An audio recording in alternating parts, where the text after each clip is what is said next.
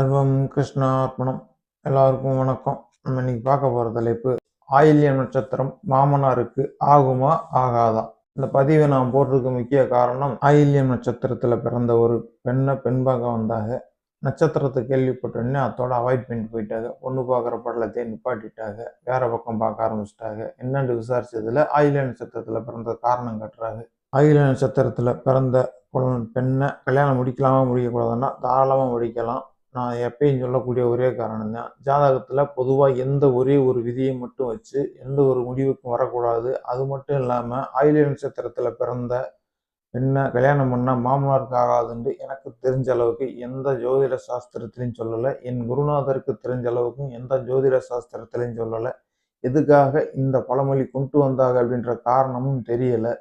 இதுக்கு சில உதாரண விளக்கங்கள் சொல்லணும்னா, ஒரு தனி மனிதனுடைய ஜாதகம் இனி ஒரு மனிதனை இயக்குமாண்டா இயக்கும். ஆனால் 100க்கு ஒரு 20% வேணும்டா இயக்கலாமே தவிர 80% சுய ஜாதகமே வேலை செய்யும்.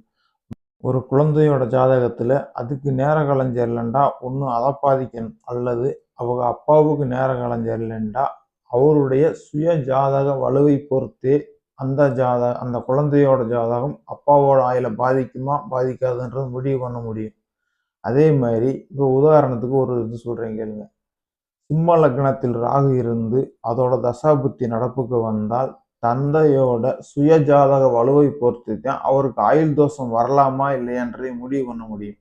ஸோ தான் பெற்ற குழந்தையோட ஜாதகமே ஒரு தகப்பனுக்கு முழுமையாக பேசாது, சுய ஜாதகம் தான் வேலை செய்யும். அப்படின்ற போது எங்கேயோ இருந்து வரக்கூடிய மருமகளுடைய ஜாதகம், அது பிறந்த ஒரே ஒரு நட்சத்திரத்தை மட்டும் வச்சு எப்படி ஒரு மனிதனுடைய ஆயுளை நிர்ணயம் பண்ண முடியும்? இது எதுக்காக இந்த பழமொழி சொன்னாங்கன்னு தெரியல. ஆனா ஆயில்ய நட்சத்திரத்துல பிறந்த பெண்ணுக்கு வரன் முடிச்சு எத்தனையோ பக்கம் நல்ல முறையில் மாமனார் இருக்காரு. கல்யாணம் முடிச்சு 15 வருஷம் ஆகி இன்னும் ஆரோக்கியமா நல்லா திரகாத்திரமா இருக்காரு.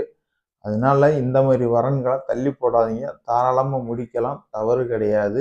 இது என்னுடைய அனுபவத்தில் கண்ட உண்மை. என் குருநாதரும் அனுபவத்தில் பார்த்திருக்கிறார். ஜோதிட சாஸ்திரத்தில் எந்த இடத்திலும் இப்படி ஒரு விதிமுறையை சொல்ல கிடையாது. நன்றி, வணக்கம். மீண்டும் அடுத்த ஒரு பதிவில் சந்திப்போம்.